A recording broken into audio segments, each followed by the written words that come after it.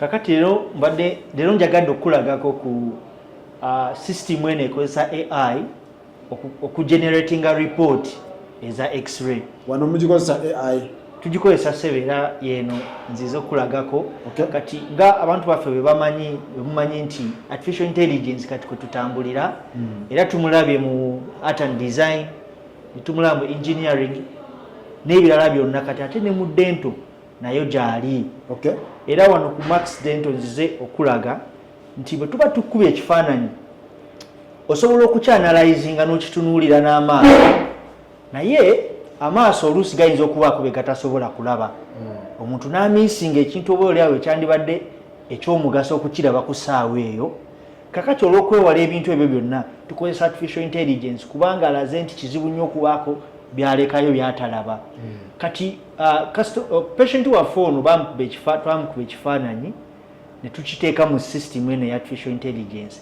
Kati wano yakulaga nti emaze generating a report.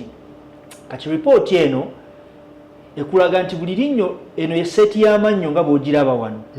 Kati amannyo gonna w'olaba red kitegeeza amannyo galina obuzibu. Buli red w'olaba? Buli w'olaba red kitegeeza waliwo obuzibu era weetaaga okwetegereza ddala. Kati wano w'olaba white ge mannyo agatalina nsonga yonna amalamu. Kati wano w'olaba purple ono oba alabika nga bbulu kitegeeza nti gano gaali malwadde ne bagajjanjaba era either galimu seminti oba baagatta emisiwa oba kyonna kyonna ekyakolebwako, so gana gali mu papo ge gali treated nga bw'olaba. Kakati bw'omalaawo osobola okujja buli linnyo n'ofuna ripooti yaalyo. Buli linnyo ng'ekuwa ripooti. Kati okugeza erinnyo lino eri 218 lye lino waggulu wano, lye lino waggulu wano, ate ne mu ripooti lye lino wano. Kati wano batulaga nti liina caries ye tooth decay, eri mu dentin occlusal aspect. Era bwe nkoonako ku caries tujja kufuna akabokisi kano kajja kutulaga bw'okalaba wano katulaga nti awo wewali ekituli. Owulidde? Kakati ne tukkirira waliwo erinnyo lino 17 lye lino wano batulaga nti liri treated era yina cement feeling. Era bwe nkoona ku feeling omulaba mu kabokisi wano. Owulidde? Kakati lino terina nnyo buzibu. Kati bwe tujja ku lino 15 wano batulaga nti root fragment lyamenyeka ne wasigalawo mulandira. Era ne bwotunuulira ku x-ray omulandira ogulaba weeguli. Owulidde? Kati ne tukkirira buli linnyo bagenda bakuwaako ki, bakuwa ripooti. Kakati bw'oba omazaawo amannyo gonna omaze ogetegereza ng'omuntu yeetaaga ripooti gy'asobola okugenda okutambula nayo oba okugiraga omusawo we bw'aba yamutusindikidde tumukuba ekifaananyi ng'ojja wano ripooti lweto bwerabika era osobola ogiprintinga. Ripooti mugiprintinga? Tusobola ogiprintinga mu PDF ne tugikuweereza n'oba nga wonna w'oli naawe osobola okwetunuulira n'olaba bw'oyimiridde linnyo ku linnyo. Linnyo ku linnyo nga buli ddwadde balikuwadde kiki ekiririko era ekikuwa ki kye weetaaga okukola ki okukola. So mu nkola eno kikuyamba obutalekaayo bulwadde obwandibadde ate bufuuka obuzibu mu maaso awo. Nti with artificial intelligence ekizibu tukiraba mangu bwe kiba nga weekiri, oluusi n'amaaso bwe gaba nga tegasobodde kukiraba ne tusobola okukifunira obujjanjabi ng'obudde bukyali. Ebintu nga bitabuse essebo kitegeeza nsobola okujja ne munkolako kagundi ako ne mumpa ripooti eyo. Era bw'oba oli eyo ng'oyagala kukola kyebandiise general check-up, oyagala kumanya bw'oyimiridde, bw'ojja ne tukukebera ne tutunula n'amaaso, ntegeeza abantu waliwo ebintu amaaso bye gatasobola kulaba obulwadde nga bwekwese munda eyo nga twetaaga okukuba ekifaananyi. Kati bwe tumala okukuba ekifaananyi ekyo kye tuyita x-ray nga tukiteeka mu system eyo ekozesa artificial intelligence nga bwe mbagambye ne tugeneratingira ripooti. Era ripooti eno ebeeramu byonna byonna by'olina nekulaga amannya amalungi amalwadde ge bajjanjaba ne status y'obujjanjabi eyo bwe baakola buli butya nabwo era ekola ki ebulaga. So muganda wange ekyo kyolaba kati yensi bwetyo bwetambula. Era wano ku Max bagamba nti bw'ojja wano bakucekingira ddala ebintu ne bakuwa lipooti ng'ejjudde ate mulimu kusaliriza. Kati bino bitegeeza ki AI kati? Kitegeeza ki eri ensi gye tutambuliramu kati sawa zino? Kusookera ddala nti tewakyali kuteebereza mu kukola kati. Tokyasobola kugamba abantu nti akano ko saakola ki? Saakalaba. Toba fair eri omuntu akusasudde ssente Okay. okukolera ekintu. So kati olw'okwewala ebyo kitegeeza nti buli kimu kijja kuba nga kirabika. Owulidde? Ya Rabbi. Kiyamba ne customer okufuna value for money. Owulidde nti bw'obanga osasudde ssente zigenda kukuwa ekyo kyennyini kyokoze eki? Kyosasulidde nga tewali kisigadde mabega. Okay.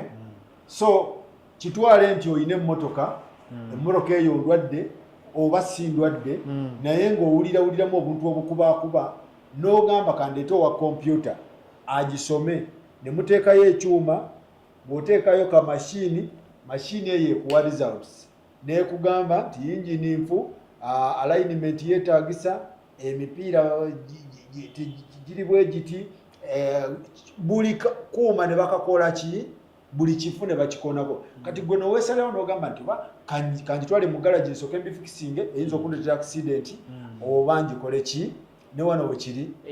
So era olumala report tugikuwa gwe n'omanya gw'osalawo nti oba kaakati ku bino byekulabye tukole oba tetujja kukola, naye kati ffe tuba tumaze ogwaffe tuba tukutegeezeza bw'oyimirira. Genda naye ng'omanyi nti amagego anytime gabuukayo wekiri ogende oba ogafikisinge. Okumanya AI ono mulungi nti n'obukyafu bwe tuyita calculus oba okwese wansi eyo ebusoma ebujjayo wonna ne bukulaga. N'obukyafu ebusoma negamba nti okwo kulinyo ABCD kuliko obukyafu. Kuliko calculus ali ku side eno era esobola n'omulocatinga n'emukulaga. Bw'oba osenya weetereeze. So munnange nno ebyo byonna ojja bisanga wano ku Max Dental batambula na mulembe kati. Genda awantu abatambula n'ebintu ebiriko jangu wano ku Max, ensonga zonna ojja kuba nga ozitegeera bulungi nnyo, maridadi sana. Dr. Nick abeerawo bulungi nnyo era dokita abantu bakwebaza munnange bangamba webale nnyo webale ddala kubeera ng'osomesa ku bantu. Era nga waliwo n'ebibuuzo bye tugenda okuba nga tuyitamu mpola mpola abantu baffe bye basindise ne baddamu nga tusomesa. Asooka bamuyita Nanfuka agamba omwana wange dokita kati wa myaka 8 naye tannakuula mannyo. What is the problem? Nanfuka yabuuza.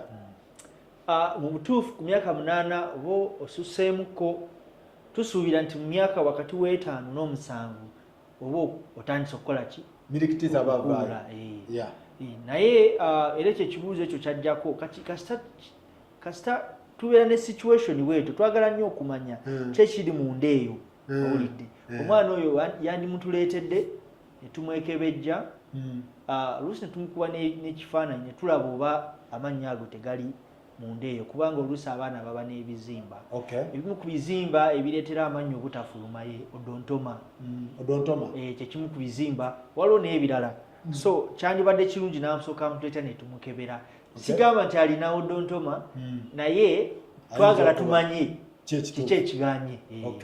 So mukyala Nanfuka, maama Nanfuka osobola oyitirako wano n'oleeta omwana ne bamukebera ng'ekiwundu tekinnasamba ddagala. So ebintu webito bibiri Nanfuka owulidde bulungi. Shida Kajimu agamba dokita nze bakanzijjamu amannya 4 amagego kyokka nninawo amalala agalimu ebituli era gatandise okunnuma naye nk'oyo gajjamu nkoze ntya dokita? Oyo bamuyita Shida Kajimu. Kati Shida nja kumuddamu bweti nti weewaawo okujjamu ze zimu ku treatment naye nze ndowooza ze zandisembyeyo. Obujjanjabi bungi nnyo obugendereddwa okutaasa amannya ago ne galekerawo okuluma ate ne gaba nga mwegali gasigaddemu. Wabula ate ekyo kisoboka, obujjanjabi obusoboka ng'ogenze ku musawo alina sikiiru ezijjanjaba ate nga alina ne tekinologi oba ebyuma ebimusobozesa okukola omulimu ogwo. Yes. Nti bw'oba ogenzewo omusawo ng'alina sikiiru naye nga talina byuma bimala ayinza obutasobola kukikola ekyo. So ng'ate oyinza okutuuka ku yeeyita omusawo nga sikiiru talina ejjanjaba ate nga n'ebyuma ebikola omulimu ogwo takola ki? Tabirina. Kaakati ombuuziza nkoze ntya noonya ekifo ekirina abasawo abalina sikiiru saabeeyita wabula abasawo nga waliwo ku bukakafu nti ddala basawo bajjanjaba balina sikiiru ate nga balina ne tekinologi abasobozesa okukola omulimu ogwo. Kyekyo kyokka kyenyinza okugamba. Kyekyo kyokka. So obulamu bwo tobuteeka mu kugezesa kuba oba obusasulidde ebintu bino. Simanyi lwaki abantu bagenda nnyo mu buntuntu obw'okugezesagezesaako naye ng'ate saavisi ezo aba azisasulidde. So shida dokita bw'atyo bw'agambye. Seradda yagambye what about Eastern Mbale, do you have a branch? Oyo abadde yebaza bwebaza naye ng'abuuza Mbale mulinayo branch? Mbale tetunaba na branch so far tulina branch mu kibuga wano naye nga oba oli awo Katonda bw'ali bwatusobozesezza naye tujja kutuuka. Okay. Omulala n'abuuza bamuyita Irene Mwebya. Irene Mwebya agambye nti thanks so much doctor. Why is it that when my upper tooth gets damaged with a hole even the lower jaw gets damaged? Kakati waliwo scenario gye tuyita referred pain. Nti amannyo gano bw'otunula kye tuyita anatomy enkula y'omuntu tulina kye tuyita nerves. Nerves bwe busimu obusupplyinga obusimu. Nerves mu Luganda tukiyita busimu naye nga bwe butuyamba okufiiringa ti bwe nkukwatako ompulira ofiiringa bwe nkusuna ofiiringa te bwe wabaawo ebyokya nawe okola ki? Owulira. Sensation to touch, feel, pressure n'ebirala byonna. Kati sensation eyo ebeerawo olw'ensonga nti waliwo nerves. Kati n'amannyo nago galina nerves zigasupplyinga. Kati tulina major nerve tugiyita trigeminal nerve. Nerve eyo yeri njise major kubanga evaako emirandiro esatu. Ogumu ne gusupplyinga waggulu eno maxillary branch. Ogumu ne gusupplyinga eriiso. Owulidde? Omulala ne gusupplyinga wansi kye tuyita mandible. Kaakati olw'okubanga nti branch eriemu oluusi bw'owulira pain ku linnya erya waggulu olwa nerve supply eva ku branch emu osobola okugiwulirira wansi. Kye nayogeddeko wali kye tuyita referred pain. Kaakati abuuziza lwaki when the upper tooth gets damaged with n'ekituli even the one on the lower jaw gets damaged. Kakati ekyo kireetebwa olw'enkula gye nyogeddeko nti Katonda bwe yatutonda era bw'omala okuggyawo obulumi obwo bwa waggulu ne wansi tolina ky'owulira kigenda nakyo. Kati akoze atya? Kati ayina kutwala linnya eryo wa musawo lijjanjabibwe bwe liba nga lyetaaga okujjanjabibwa oba liggibwemu. Kati ebiseera ebisinga amannyo gano agasembayo tetugatta misiwa amagego agasembayo ge tuyita wisdom teeth. Bagayita wisdom teeth? Bagayita wisdom teeth. Amagezi. Enkola eyo yaliwo twagisangawo kyalowoozebwa nti ge mannya agajja olw'amagezi gokoze eki? Gofunye. Kaakati atalina magego taba agasemberayo ddala specifically ge tuyita wisdom teeth. Mwannyinaze Irene.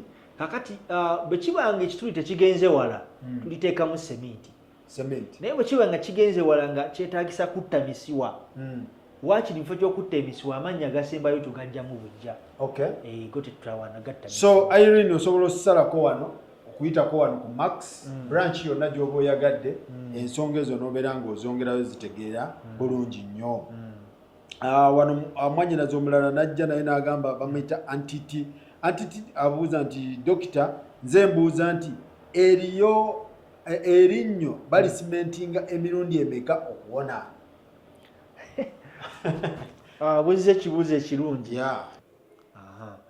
Kakati erinnyo lisobola okusementingibwa omulundi gumu oba ebiri okusinziira ku buwanvu obw'ekituli ekyo mu linnya eryo.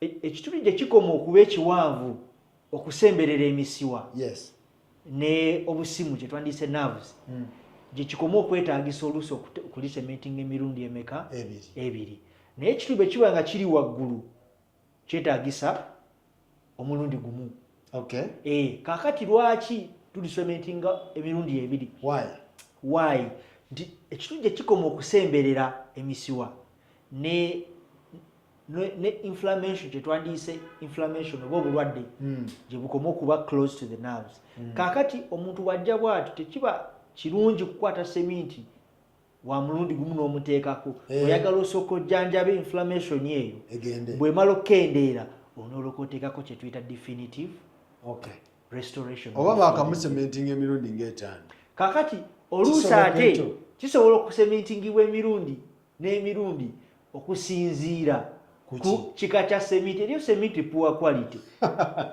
nga takwata nga waawo oyo bwe bakozesa gyali ng'oli akozesa poor quality gyebiri ebintu bya layisi munnange nga seminti oyo si mugumu bulungi ate oba gwe tomanyi anti kati gwe toli tekiniko bulungi tosobola kumanya kati ekyo kisobola okuleeta nga seminti bambi takwata bulungi ne bamuteekako olw'obunafu bwe n'avaayo nga kikwetaagisa ate okuddayo akuteekeko omuki omulala kati ensobi ebeera kwani ono yaba ayagala ebya layisi oba ono yaba yeetumiikiriza omusawo okuteekamu ebyo byekiyaayaye naye nze ndowooza nti omusawo yandibadde ne standard n'agamba nti wadde oli ayagala kyalayisi nze nkoma wano kisukka oba toyagala kino ekituufu genda ewalala gezaako walala kubanga sijja gusalira musawo yekka naye nani no client ne client naye kuba omusawo ayinza omunyonyola nga waliwo seminti ono noono naye ono bwazino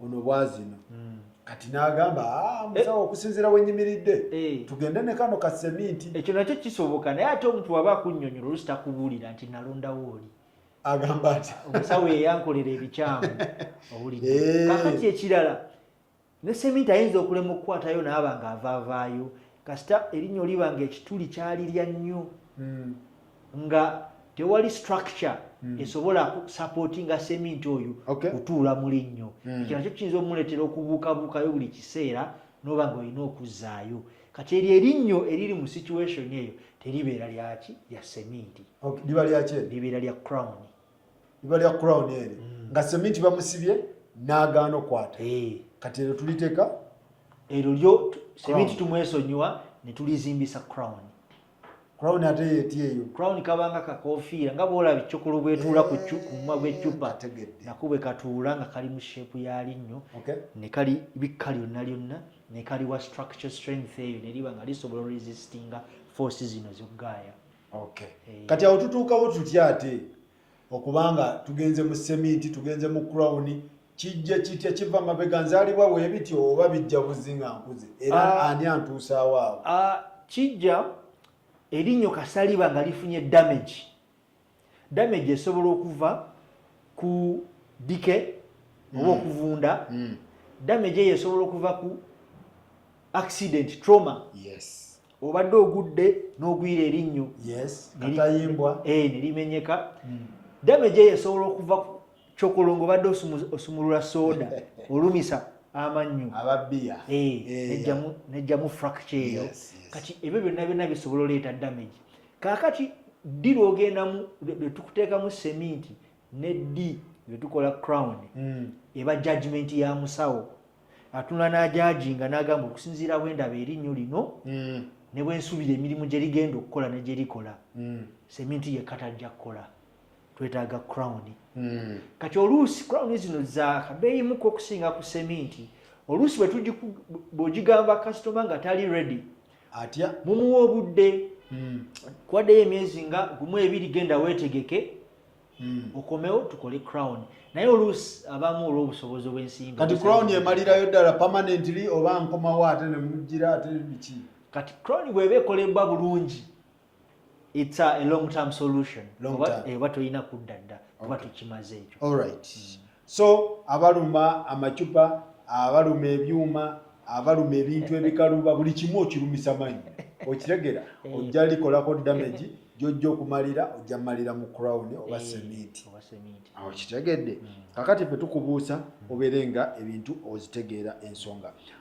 bamuyita Justin Nalugo 7743 tukutumiddeko agamba hi Dr. and Mr. Farouk what is the difference between PMF zirconia and zirconia teeth and the advantages and disadvantages what is this ate bano basawo bakiba kati atekwa kubanga yagenda omusawo ne bamugamba ku bigambo ebyo kuba biri tekiniko nnyo biwanvu nnyo kakati Justin okikola otya mwattu kakati PFM kigwayo nti porcelain fused with metal oba to metal baba kati oyo material yomu gwe tukozesa nga tukola crowns zino kati zirconia naye material akolebwamu crown zino PFM zirconia and zirconia teeth PFM between the difference between PFM zirconia zirconia material akola bichoyo akola crowns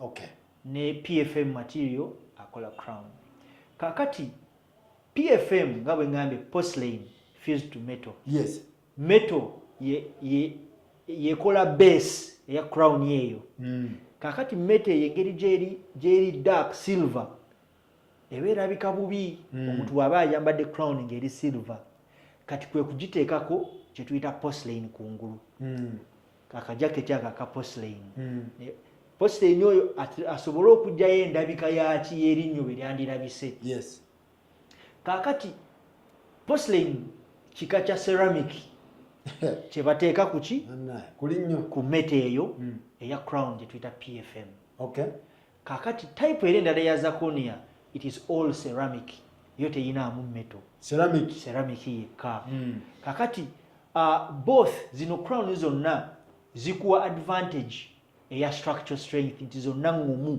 PFM ne zirconia bonna bagumu zonna ngumu era tuzirecommendinga nnyo ku mannyo gano amagego agagaaya aga grinding emmere kubanga oba mugumu nti bw'ogiteekayo ejja kuwangaala however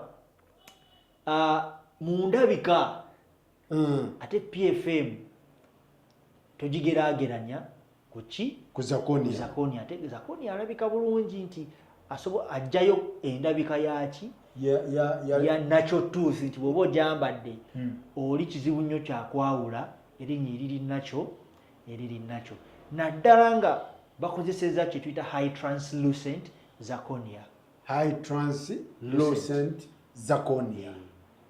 nti omuntu bw'okwata crown eyo n'ogiteeka ku linnyo ly'omuntu nga omakinze bulungi shade oli ayinza obutamanya nti erinnyo liri artificial si lya ddala kakati enjawulo ndowooza ngimunnyonnyodde kati ate n'endala enjawulo mu price nti zirconia costs almost twice PFM as PFM zirconia wa bei kabeeyimu okusinga ki PFM naye era wa bbeeyi olw'enfaanana nti bw'oba oyambadde bwe tukuteekako PFM oli bwe yeetegereza ennyo asobola okumanya nti eri erinnyo sirirye aba PFM osobola omwawula bw'omwetegereza ennyo osobola okumanya ekyokubiri ku PFM nti olw'okuba porcelain bamufusingako bufusinzi asobola okukiipinga n'avaako naexposinga metal eri erimu PFM ezo disadvantages zirconia oyinza obutabuuka muntu oyo ng'asese notamutegeera nti erinnya eryo si lya ddala PFM osobola obuuka waliwo gano genda banga aga golodi kakati gold naye material akola crowns waliwo material wa bika bingi waliwo lithium disilicate gold zirconia kakati oyo wa silver yeyo metallic gyembadde yeyo metallic so annange nga mbadde sibimanyi bino so disadvantage zeziriwa eza zirconia ne PFM beeyi yokka kabeeyi kawanvu naye ebisigadde birungi nnyo enkola n'obukwakulizo byonna bikola kyekimu naye disadvantage nti eno ya beeyimukko okusinga eri naye ate advantage za zirconia nyingi nnyo okusinga PFM endabika nungi tewali kuchipinga nti ekipinzeemu ate ne exposing akameto kali munda tesobola n'enfaanana aesthetics ate obudde longevity ate ne mu budde nti zirconia akolebwa mu process gye tuyita CAD/CAM computer aided design computer aided manufacturing eya CAD/CAM yekola zirconia n'olwekyo ne mu lunaku olumu zirconia ogifuna naye kati process eyitibwamu okukola PFM ekitono nnyo weetaaga ennaku 3 okufuna PFM kati bw'oba ku bwangu ng'ogenda PFM yo gyerabire oba ogenda naki zirconia it's a one day crown so zirconia Justin okitegedde appearance agaba smile ennungi alwamu mulungi ate lwakuba kabeeyi kakati awo bawukanira akabeeyi awo PFM laisimu mu China taba mu China abajasi bintu bya Chinatown ndowooza PFM nkola Chinatown naye nga gundi zirconia biba biwanvu muko naye nze opinion yange nti omuntu bw'aba alina obusobozi obukola zirconia yandise naddala ku mulembe guno nga waali era mbadde nakubuuza kuggwe ng'okiwa muntu wo obanga kikyo gwe wandikommendinze ki ngenda ne zirconia kati ne mufaafagana ne price alright ate nno si eri awo embi ennyo era esoboka it's affordable yes alright Sophie Amil kutumiddeko 3687 Sophie whitening tukiitera bleaching kweyerusa bleaching kati side effect emanyibwa eya bleaching ye sensitivity post operative sensitivity era ejja nga wayiseewo mu nnaku lumu 2-3 oluusi ekinene nnyo ku wiiki nga tumaze ga whitening post operative sensitivity si yalubeerera emalawo okunyenyera kituufu emalawo ekinene nnyo wiiki emu abamu nno tejja kubanga recently nafuna maama yava Bungereza eyo era ne tumukola whitening era whitening oyo ye nno teyafuna wadde ne hypersensitivity nga bano abalala naye abagifuna nnaku 3 eba egenze oba wiiki emu eba egenze side effect eriwo kati yabuuzizza naye nga sinagenda ku kyokubiri ne side effect eyo naye esobola okwewalibwa okumanagingibwa eyokunyenyera nti waliwo eddagala eri managinga sensitivity eyo edimu ku lyo Sensodyne Sensodyne si ddagala ly'amannyo Sensodyne ddagala ly'amannyo naye ago gokka agali sensitive bulijjo mukozesa it is not a daily fluoride toothpaste bulijjo nkozesa eddagala ly'amannyo ddagala ng'amadagala gonna togenda bugenzi n'okola ki n'ogula oyina kufuna prescription ng'eva waaki kikyamu it's a daily fluoride Sensodyne bamukozesa ku mannyo ki arabi amannyo agali sensitive ate n'enkozesa ya Sensodyne nti bw'omala okusenya ate oteekeddwa okumuteeka ku lugalo n'omasaaji nga kweri erinnyo erikola ki eriri sensitive bulijjo neefuula dde omusawo ekyo nno kya bulabe kati Sensodyne oyo bw'omukozesa ennyo ate asobola okuba ow'obulabe eri amannyo go nga muvuddeko ono side effects za whitening ongambye esooka emu yokka sensitivity post simanyiyo ndala teriyo ndala ate nga ne sensitivity eyo terwa wiiki emu ebiseera ebisinga bekoze ki kaakati ekirala bleaching kitwale ng'omuntu eyeerusa bw'oba okozeseza kammekako tokakozesa leero lwokka olina okukakozesa okumala ebbanga okumaintaininga ki level eyo kaka kitegeeza nti bw'oba okoze whitening mu myaka nga 5-6 tukusuubira nti oteekeddwa okuddamu alwayo kati mu myaka egyo oba olina okukolamu ka boostingamu era kisinziiro lya anywa biki kati ayinza okukola whitening naye ng'abeera ku mmindi abeera ku shisha abeera ku bikambwe era bw'obanga okoze whitening ebyo ebimu tubikugobako bw'oba oyagala okumaintaininga ekyo kyokoze eki kyogenzeemu kitegeeza nga wonalaba ayeyerusa omukazi oweyerusa tojja musanga ng'ate alina ebintu byeyevulungavulungamu kuba alina okumakinga sure ti omubiri gwe guli ki gumaintaininga. So whitening kuba abadde abuuza is it permanent? Kitegeeza tali permanent, akyukakyuka.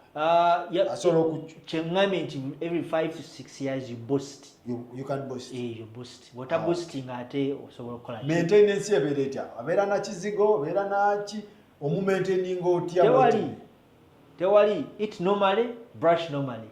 But ebbanga eno nga liyiseewo lyenjogeddeko tusuubira tujja kuddayo tuddemu tu boosting kaddemu kakoleki kashayininga bulungi. Waliyo ali temporary nga ngenda ku mikolo just munkolemu ka whitening awo ak'emikolo oba whitening abeera whitening oyo ow'emikolo simumanyi sinamumanyako oyo ntolyanyoga nina emikolo naye muntegeko obuntu awo then nze ngende ku mbaga era mu mikolo tusobola okukikola ne tukikola ku ssaawa eyo naye results ezo ogenda kubeera nazo okumala ebbanga eriwerako.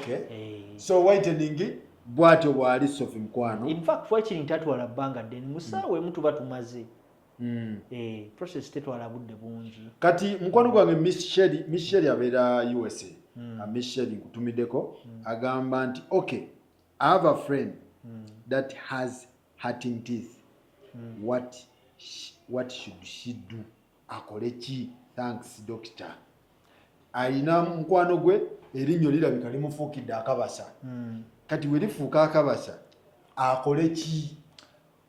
Era kamuddemu bwe nti era kino mbadde ntera okukyogera nti tewali substitute ya musawo w'amannyo. Tewali substitute ya musawo w'amannyo. Nti buli lw'olibeera n'ekizibu ku linnyo tewali substitute. No substitute? Tewali pain killer nti ojja jimira ekuwonye egenda kuwa ka temporary relief. Tewali mouthwash nti ogenda gikozesa ekuwonye egenda kuwa temporary relief.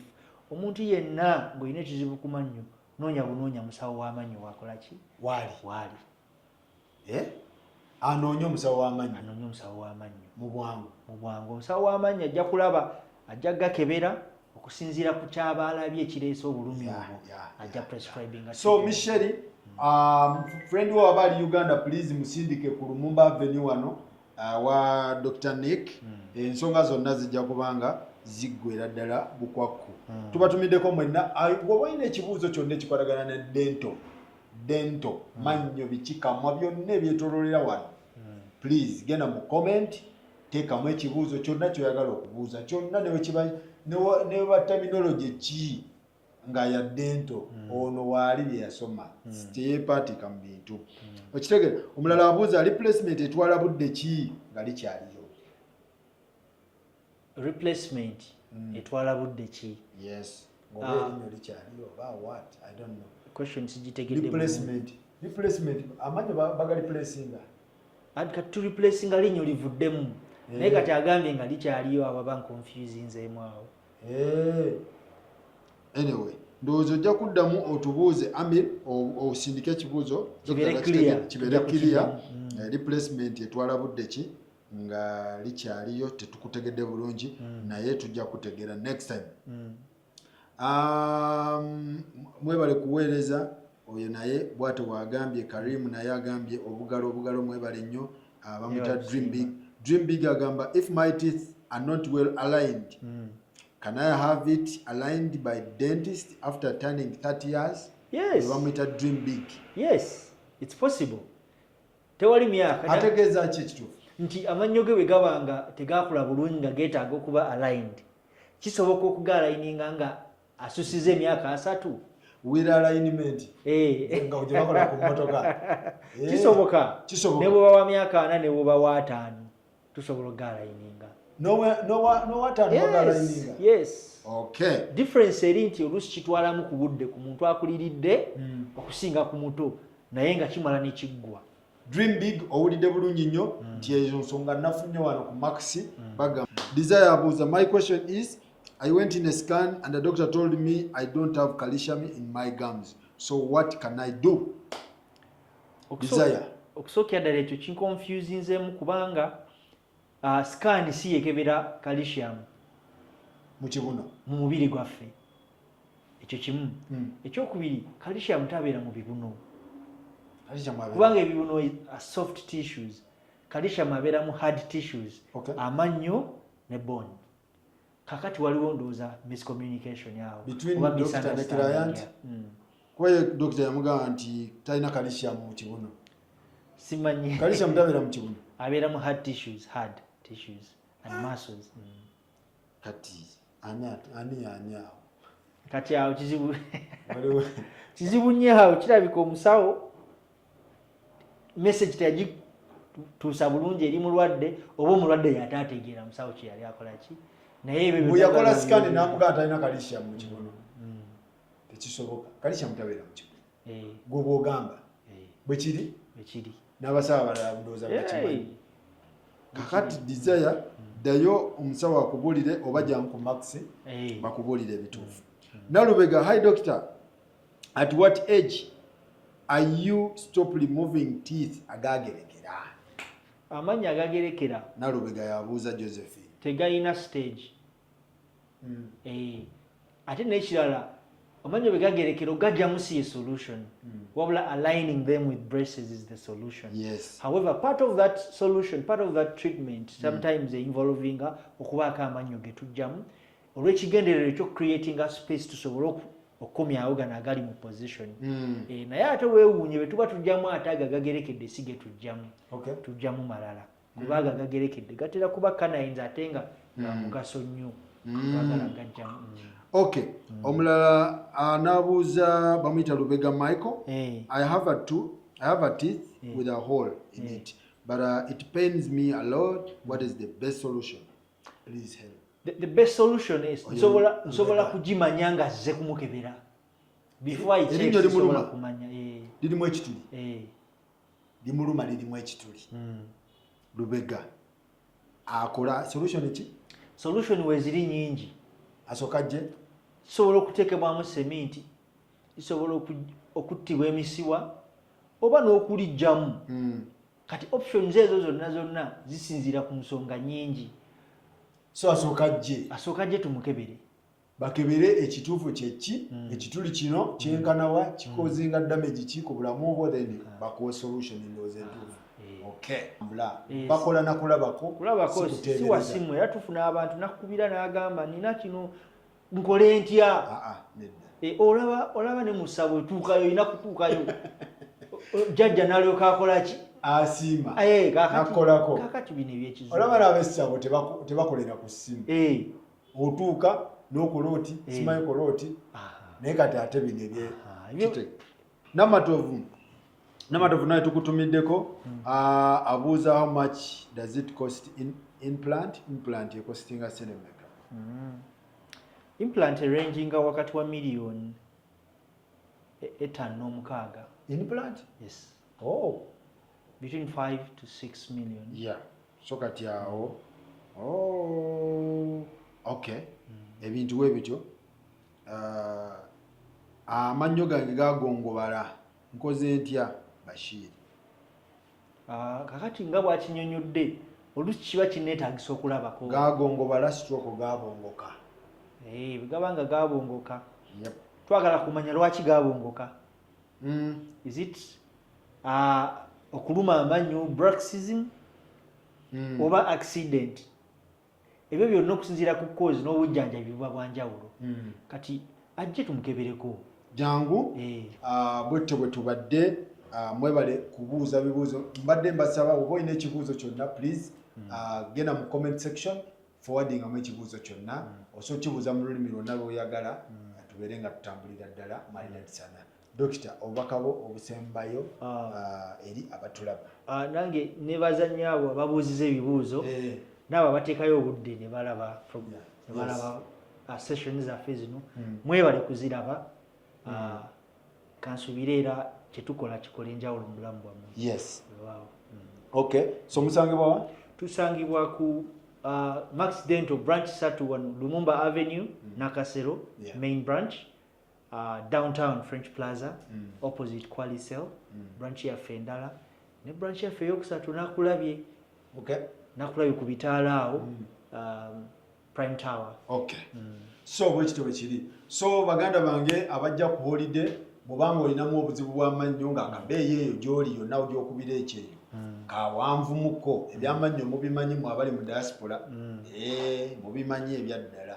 So osobola okujja mpola mpola n'ojjako wano w'oba ozze mu holiday n'osalako wano dokita n'abeera nga akutereeza ebintu biri malidadi saana nnyo mutindo gwennyini. So nammwe abali mu Kampala abali mu Uganda please oba olinamu ebizibu by'amannyo oyinza obutasobola bitubuulira wano mu gundi naye w'oba ozze mu private abasawo bano omubuulira ekizibu kyo kuba abantu balina ebizibu bya njawulo omuntu ayinza n'okuba nga tasobola kukola ki kukyogera mu public.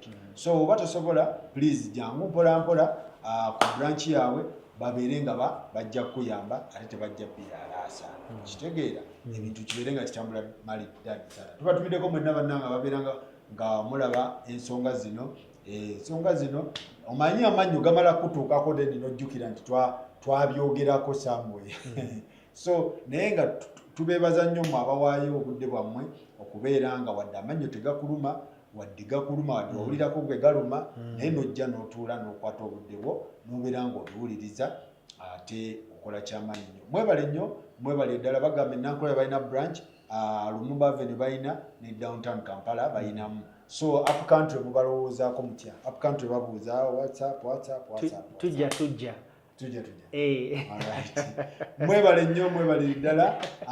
Tugenda kusikawo wano batumiddeko mwenna tulabagane next time.